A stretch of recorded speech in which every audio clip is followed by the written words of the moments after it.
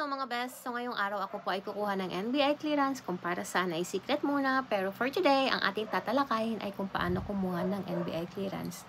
Tatalakayin daw! Okay. So una, dapat meron kang online appointment na kukunin mo sa NBI portal. Pipili kayo kung saang lugar sa mga taga San Juan del Monte, Bulacan. Na katulad ko, ito po ay sa Star Mall.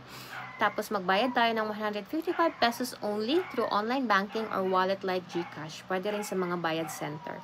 Pag meron na kayong reference number, isave nyo po ito at makikita nyo po ito sa inyong mga registered email. For the commute tayo today via GrabCar kasi baka lumipad ang ating head cover sa jeep. Charot!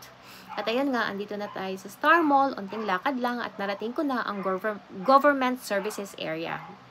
Anyway, meron silang tagagabay doon or usheret at ang sabi ang requirements ay online appointment, 2 valid ID, daliri for fingerprinting at ulo for picture. Char! Na-question pa nga aking dalawang PRC ID kasi bakit daw dalawa PRC ko ay dapat isa lang. Nako ma'am, pwede yan kahit 10 basta naipasa ang board exam ng mga profesyon na iyon. Anyway, that's minor hanash at talaga namang allowed ang valid PRC IDs kahit ilan pa yan. Hindi naman ganun kahaba ang pila pero ang sistema ng lipat-lipat upuan ay ganun pa rin. Only in the Philippines of course. Char. Dadaan tayo sa tatlong window. First is confirmation of appointment.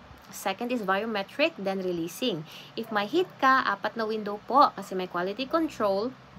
And you have to come back after 10 days to claim your NBI clearance kung wala talagang hit. Pati pala dito ay may QM na rin. Char. Anyway, no hit naman ang inyong best. Buti na lang kasi akala ko alam nila what I did last summer. Char! Yun lang.